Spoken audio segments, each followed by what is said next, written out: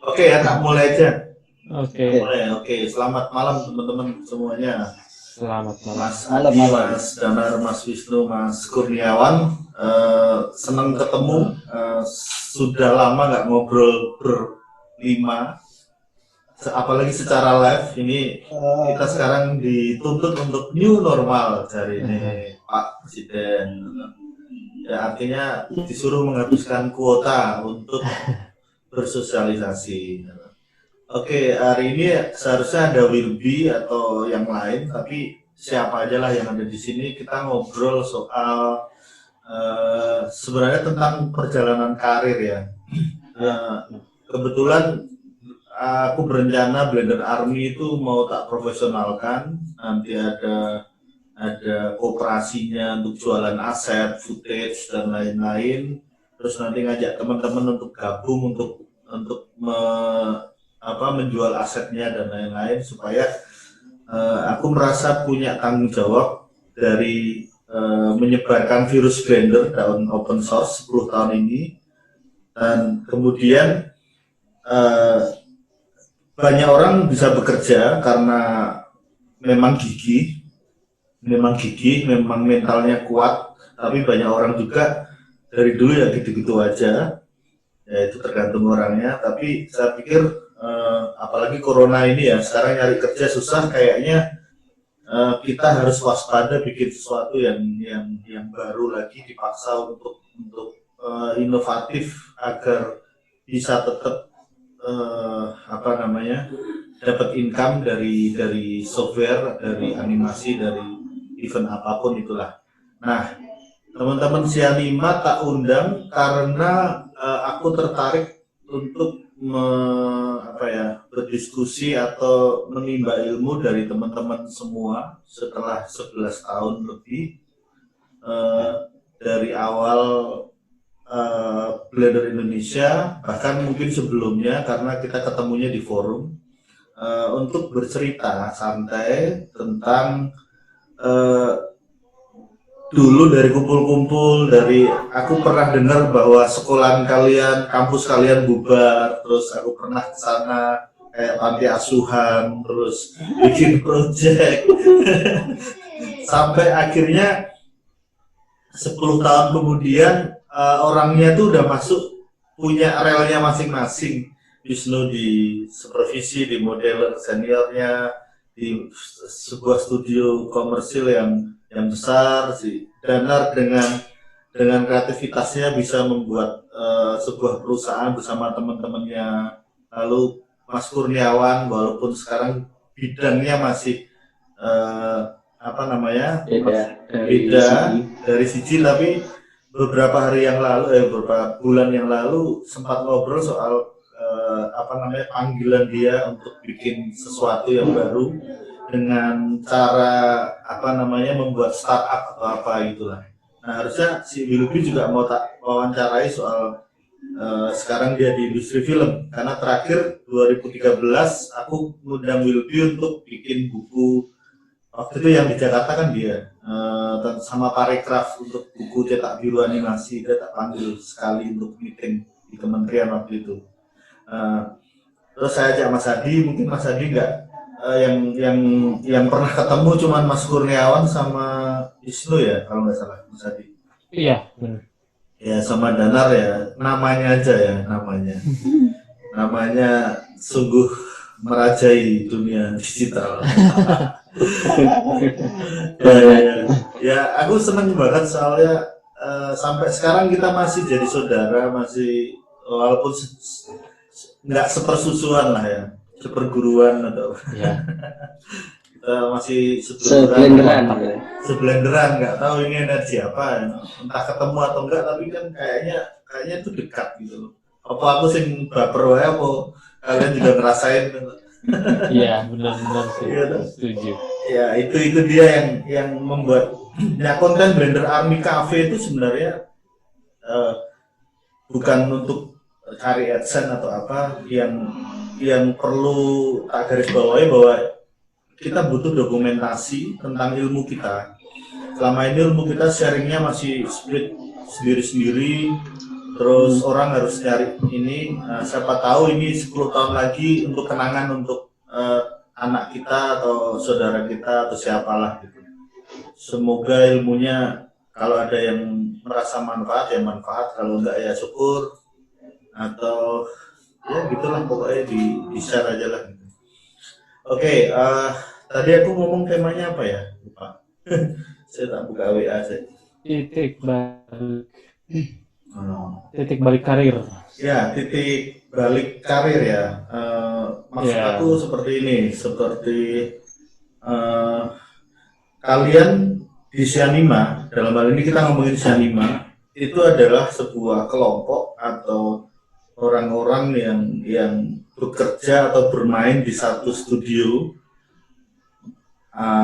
Seberapa kecil seberapa besar aku nggak tahu, intinya kalian satu rumah kayak aku dulu dengan Mas Adi di Open Studio, kemudian riset, kemudian nyari job, bikin karya atau apapun itu kenapa kalian bisa jadi satu, itu yang pertama. Lalu setelah itu kapan saatnya teman-teman ketika masing-masing merasa kuat, merasa mandiri, atau memang sudah saatnya mandiri? Karena kalau sendiri kan, kalau bareng-bareng lagi kan mungkin jotos-jotosan ya, karena masing-masing punya visi yang berbeda. Terus akhirnya si Danatri dengan komunitasnya, Mas Kurniawan dengan masih mengajar di Jakarta, masih satu instansi atau apa, lalu Wisnu dengan bekerja di sebuah perusahaan animasi. Nah, mungkin bisa diceritakan, saya mau dari Kurniawan, lalu Gongi Danar ya, Kurniawan. Soalnya nek director itu carry way, itu udah oke.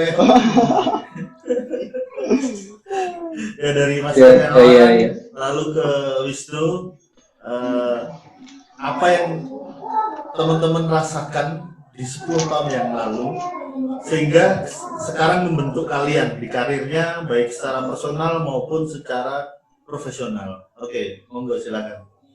Iya, sebenarnya Sianima itu terbentuk itu setelah sekitar 2 tahun kita kumpul ya sebenarnya.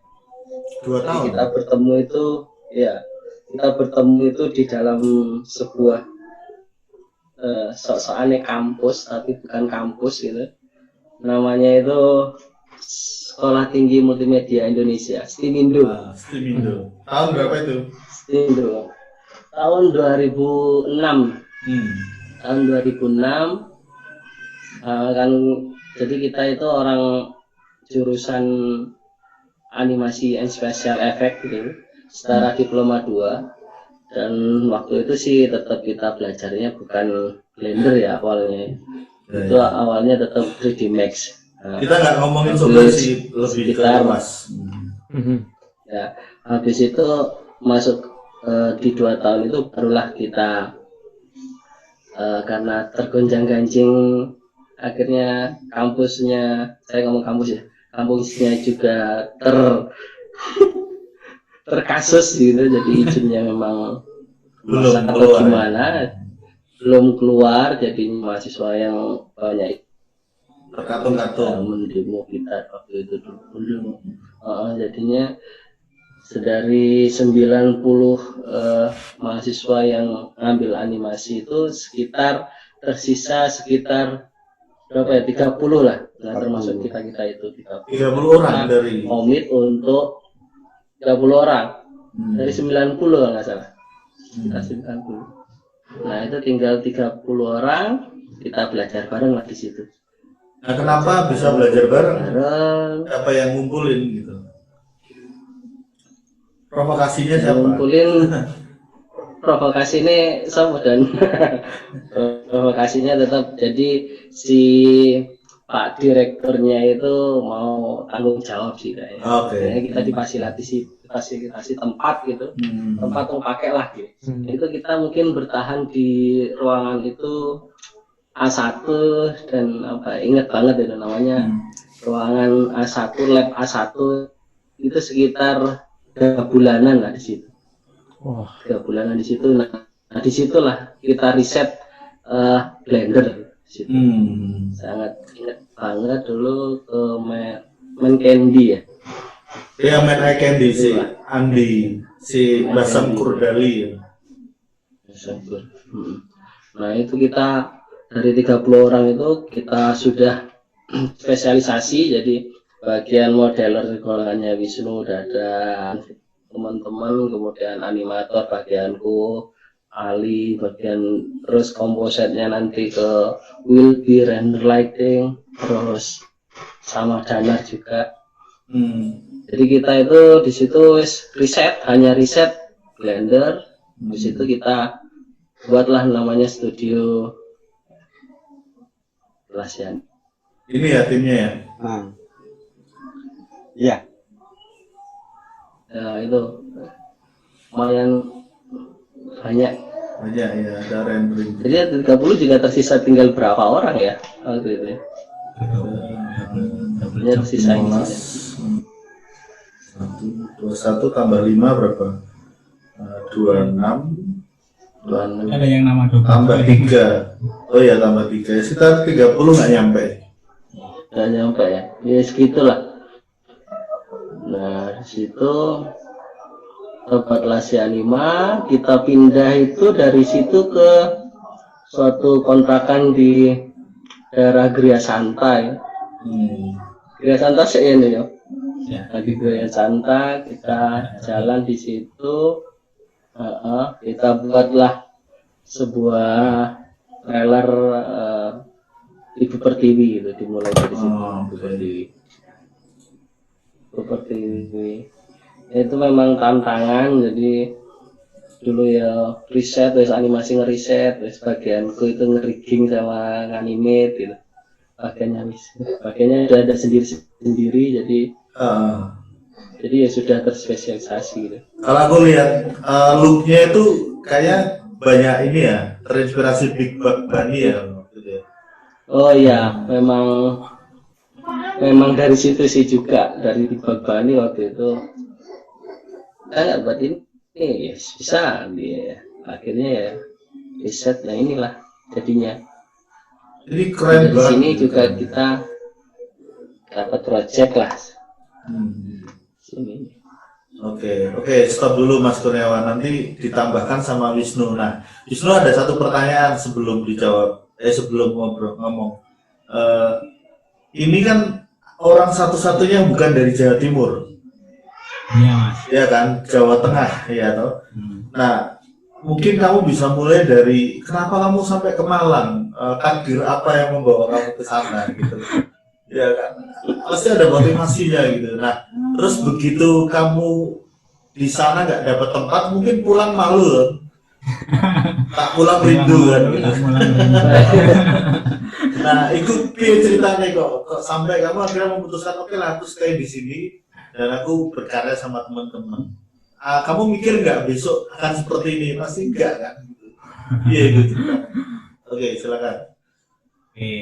Nah, jadi mulainya ini sih Mas, untuk kenapa kok aku sampai nyemplung di situ itu, jadi dulu ini aku dapat dikasih brosurnya tuh, brosur dari kebetulan dulu budeku itu guru di sebuah SMA di Jombang, terus dia itu sekolahnya dapat undangan gitu, ada brosurnya, terus aku dikasih brosurnya.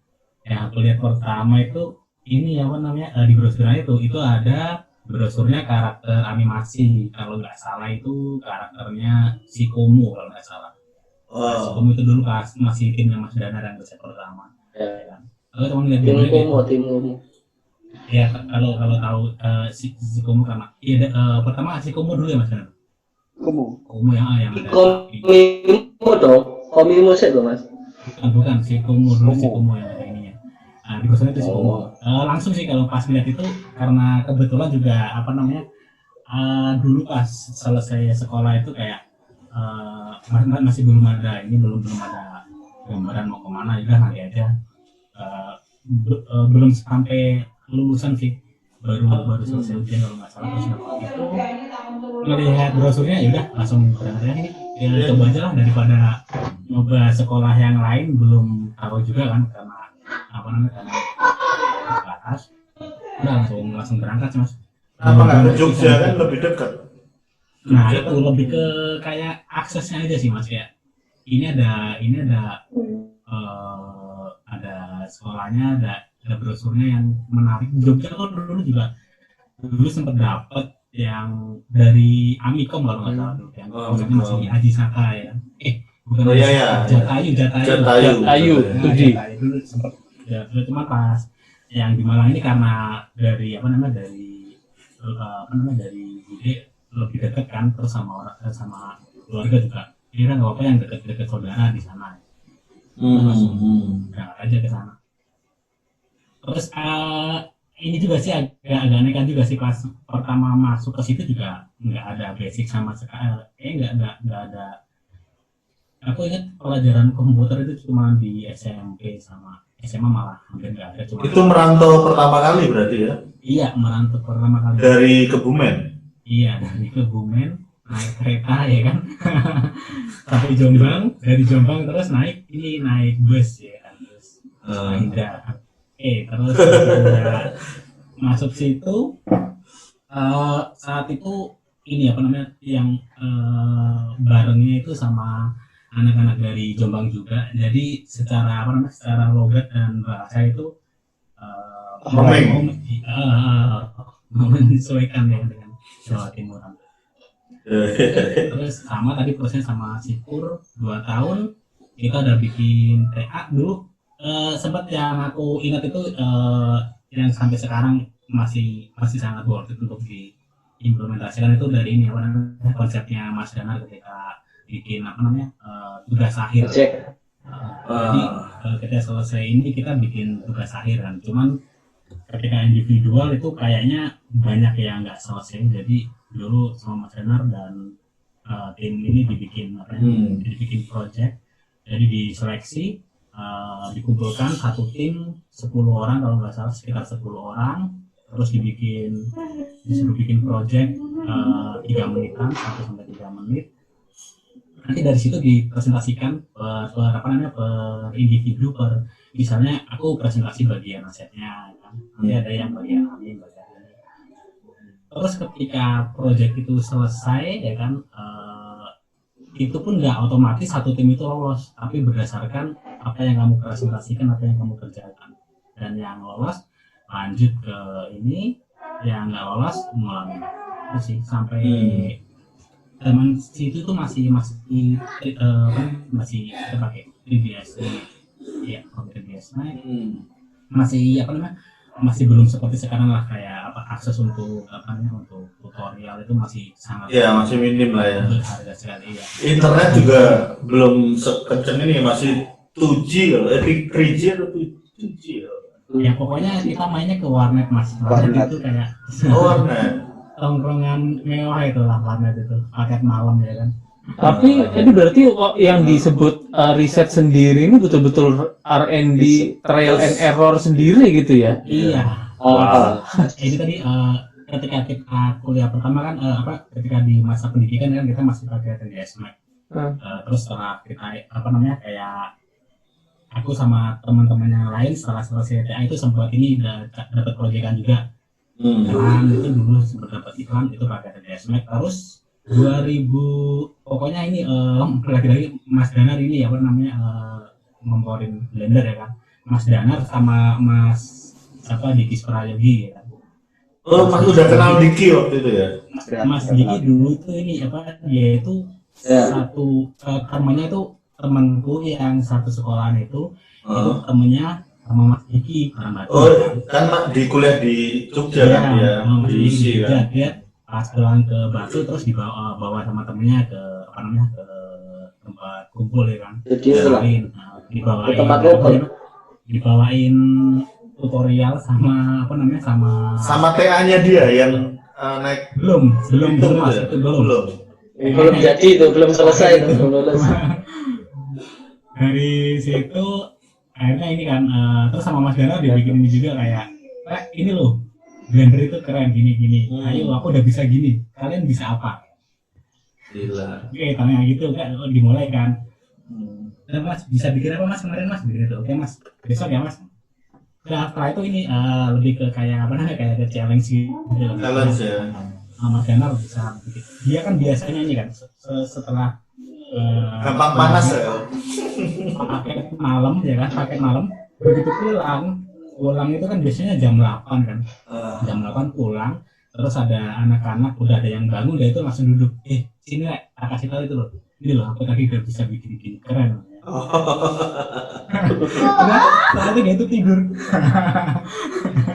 Ya, dia bagian bagian browsing dan lain-lain. Dan pasti dulu save as page gitu ya, bawahnya HTML gitu ya. Browser itu lah. Kalau di flash diskku dulu itu foldernya itu apa namanya, isinya itu foldernya itu nama foldernya itu tahun, tanggal. Tanggal sekian ada apa, tanggal sekian. Jadi Dana waktu itu risetnya bukunya Acik man. Kalau dia dapat paket malam pasti risetnya 2 jam, 4 jamnya itu kan RedTube Ya itu kan. YouPorn gitu. Karena ya itu kalau Mas Dana kan dia itu nggak bisa diem kan, jadi kayak apa namanya nyari sesuatu yang ini, setelah itu kasih tahu ke anak-anak. Terus aku ingat dia itu Mas Dana ini nggak tahu sih kalau sekarang sih, dulu itu ini termasuk orang yang dia itu kalau udah bisa terus habis itu lupa itu Mas. Jadi dia itu bilang, ini bentar apa Mas, ini lo tak ajarin ini. Ini so apa mah yo? Soalnya aku mesti lali kan. Mas, harus gitu. Jadi itu bener. Kalau besoknya Mas kemarin yang ini apa ya Mas? Lali ya. Ya Eko kok ngundangin Mas emang nggak sepantaran kok kalian? Enggak, kalau Mas Danar itu lebih, dia itu lebih kakak tingkat kan, makanya kada aku bilang. Kakak tingkat. Tingkat. Kalian kenal ini nggak, Sam Budio nggak? Sam. Orang Malang, akhirnya dia kuliah di ISI Jogja 2006. Terus dia PKL di Open Studio dulu, Mas Adi ingat nggak? Yang dulu Ingat. anak ISI itu. Nah itu dari kampus yang sama, yang kampus yang bubar itu. Namanya Sam, dan sekarang dia jadi motion graphic artist yang keren. Nanti tak kenalin deh. Tapi sepantaran nggak ya? Maksudnya tahu kenal sepantaran. Mereka kan TA tahun 2010, berarti waktu PKL di Open Studio itu kan 2010 ya. Ya kira-kira sama lah. Oke, sekarang ke Danar. Danar waktu itu memang udah stay di Malang atau dari Banyuwangi merantau ke Malang? Siapa atau gimana?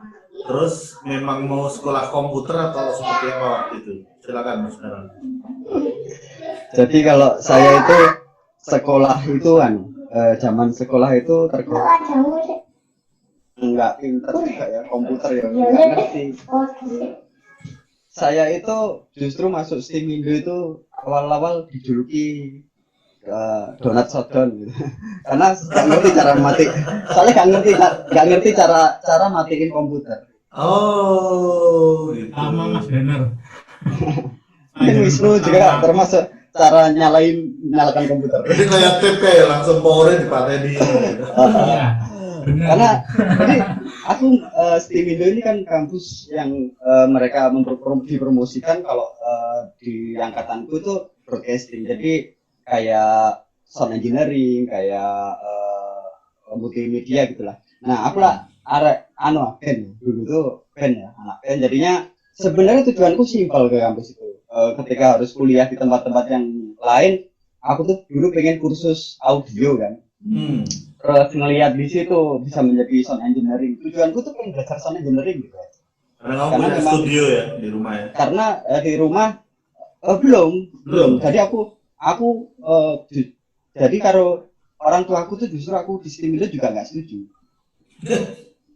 Jadi aku sekuliah di STEM Indo itu bener-bener yang apa ya, nekat gitu. Karena aku pengen gitu kan. Tapi akhirnya sampai akhirnya di STEM Indo tuh aku kuliah setahun ya, hampir setahun itu ikut ada festival film. Aku dapat juara festival film indie lah waktu itu. Apa Astu ya waktu itu? Mas Astu tuh senior lah. Nah disitulah kenal Mas Astu gitu loh. Di situ kenal Mas Astu dan akhirnya tahu dengan komunitas animasi di Malang. Sebenarnya di sini aku paling kalau nggak karena mereka nggak tahu animasi ini, jadi aku belajar animasi itu bukan di sini bukan di kampus itu, justru dari teman-teman komunitas yang di luar kampus waktu itu. Aku ada cilik lah waktu itu, jadi aku tahu sama Mas Dodi, jadi kayak sama Mas Rofik, gitu kan, sama Mas Astu. Nah disitulah aku akhirnya kenal mereka dan mereka terinspirasi dari mereka. Akhirnya aku mau pengen belajar untuk animasi ini. Jadi karena pergaulanku juga nggak di kampus saja kan, keluar kampus dari situ. Nah sebenarnya di STIMindo waktu itu nggak ada jurusan animasi, Mas. Jadi karena waktu itu aku bikin film animasi dan aku nggak share gitu, terus habis itu ada program beasiswa. Jadi waktu karena orang tua aku nggak setuju ya aku kuliah di sana kan, sanggup stop kan. Jadi uang jajan apa tuh nggak begitu yang dia. Nah akhirnya karena dapat akhirnya ikut beasiswa itu, yang intinya beasiswa tuh gini, bukan beasiswa yang ini enggak, intinya kita dapat keringanan terus dengan syarat jadi asisten lab. Nah, akhirnya di situ lolos, terus ada prestasi lah, intinya orang tua akhirnya boleh.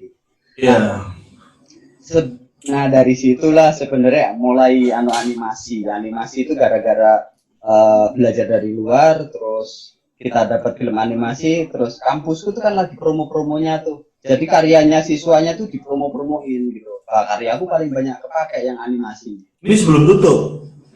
Belum, ini masih jaya-jayanya. Oh pernah jaya? Sangat jaya sekali. Ini jaya-jayanya. Jaya-jayanya tuh gini dalam artian. Jaya-jaya itu, aku kuliah itu bisa jadi di kampus itu, Mas, sampai per bulan tuh aku sampai dapat ini loh. Dapat kartu ATM per bulan aku di. Oh iya. dapat per bulan tuh aku sekitar waktu itu 500.000. Wah gede. Gede tahun segitu. Jadi bener-bener apa ya? Kita maunya apa? Tapi intinya gini ya, memang diseleksi dulu di situ. Diseleksi dulu dari karya kita, dari dia tahu kan proses kita belum bisa. Jadi ada proses sebelum diseleksi itu. Jadi dilihat kemauan kita untuk berkembang itu seperti apa. Nah akhirnya di situ diseleksi dan terbentuklah tim waktu itu angkatanku. Jadi ini belum ada teman-teman yang di animasi.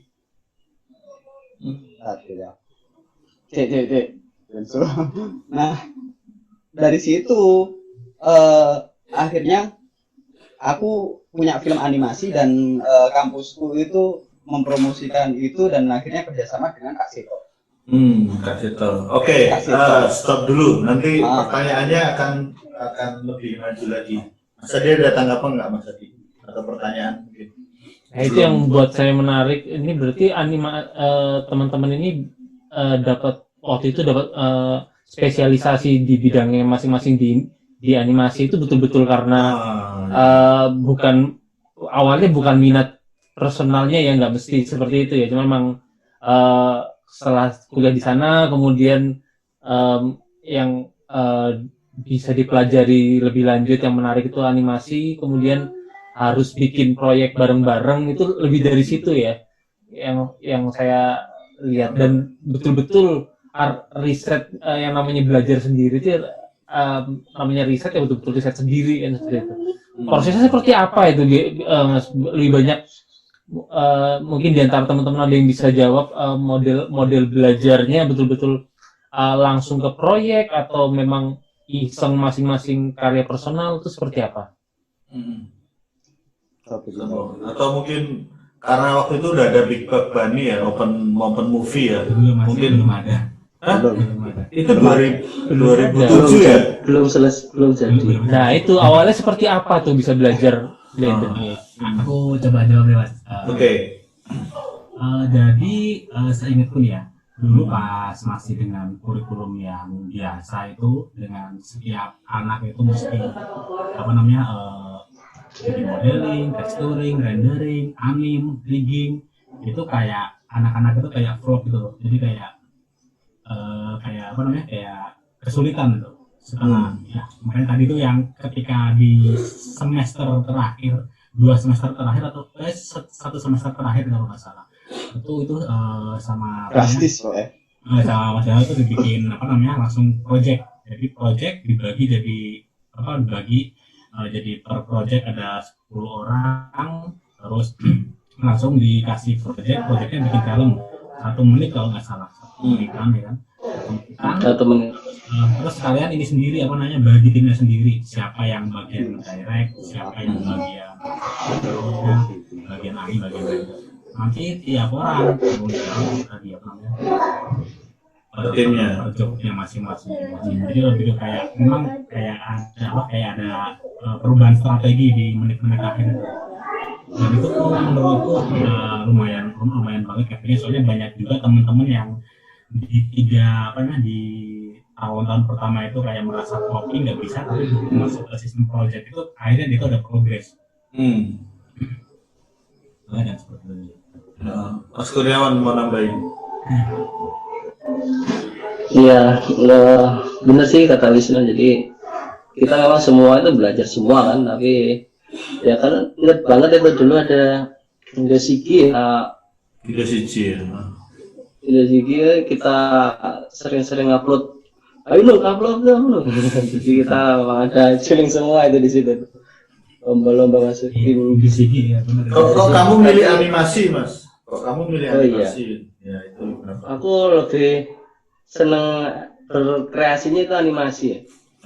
Jadi tidak mikirin airtag ya meskipun jadi asik aja animate. Asik aja sih. Rasa feelingnya itu di situ. Ya. Saja ini dipaksa. Kalau belah aku pribadi ya melihatnya waktu itu kita paksa sebenarnya. Jadi ya teman-teman dia waktu itu harus dipaksa untuk menemukan sesuatu yang sampai selesai. Jadi bukan perkara dia seneng apa enggak. Sebenarnya dia ketika melakukan sesuatu itu sampai selesai dan tahu dia bisa, sebenarnya dia belajar prosesnya di situ dan dia akhirnya merasa wah aku bisa ini. Padahal kalau dia mau mencoba yang lain dan seperti itu mungkin juga bisa juga gitu kan. Karena tipe kalau aku kan yang kayak gitu Mas. Belajar bisa tinggal belajar bisa tinggal gitu kan. Nah akhirnya gak semua orang bisa dipaksa seperti itu kan, tapi setidaknya cobalah kamu temukan sesuatu sampai selesai dan rasakan nikmatnya gitu loh. Jadi prosesnya kayak gitu. Jadi produk kok tapi bukan project aja tapi jadi produk. Iya.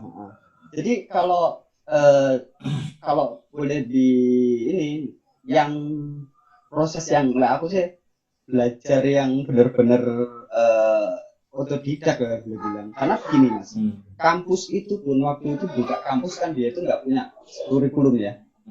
Jadi nggak punya kurikulum. Sementara lah kalau aku sama teman-teman kan posisinya gini, aku tuh kayak asisten dosen gitu. Asisten dosen di pelajaran animasi waktu itu. Nah, sementara sebenarnya di manajemen kampus itu sebenarnya juga ada sering kali terjadi konflik karena berbicara masalah kurikulum. Pertama kurikulum animasi di Indonesia tuh nggak jelas gitu. Kita mau ngikutin adanya kampung animasi ya. Animasi ya. Profik ya. Jadi kita mau ngikutin kurikulumnya siapa itu juga nggak jelas. Terus kebetulan aku tuh asisten dosen itu yang kebetulan dianya itu rektor gitu. Jadi dosennya tahu animasi nggak? Hah? Dosennya tahu animasi nggak waktu itu?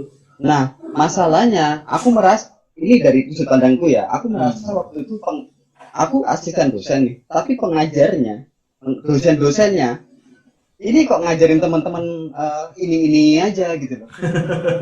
Jadi ketika aku yang sering berhadapan sama teman-teman, sementara teman-teman kok nggak berkembang, kesannya tuh kayak aku salah gitu kan. kayak kita yang salah gitu kok. Akhirnya ya itu termasuk yang disampaikan Wisnu di semester terakhir itu sebenarnya itu kita ambil alih dari karena kita protes. Jadi aku kan punya tim yang memang ditugaskan, yang aku bilang tim khusus lah ya kan. Jadi memang kita waktu itu memang sama pihak kampus itu kayak dicetak untuk menjadi entrepreneur di bidang animasi atau multimedia. Jadi bukan menjadi animator tuh enggak. Tidak. Jadi memang dia ngejarnya entrepreneur. Jadi kita benar-benar yang kita pelajari memang hal-hal yang manajemen, terus manajemen produksi, riset seperti itu. Karena waktu mengerjakan Kak Seto itu kita nggak tahu apa yang harus kita kerjakan. Tetapi akhirnya dengan bahkan kita compositing aja nggak tahu kan. Kita malah bikin composite itu semuanya dilakukan di 3D kayak gitu kan. Jadi sampai ya proses itu yang buat kita sangat berharga ya. Sampai akhirnya filmnya bukan film, aku boleh bilangnya itu trailer lah ya. Trailernya si Komo waktu itu selesai dan akhirnya Kak Seto assignment untuk bikin film apa ya, serial lah intinya. Tetapi kan tim kita mengatakan nggak sanggup. Ini kalau walaupun ada uangnya juga nggak mau, dan kebetulan aku leadernya kan.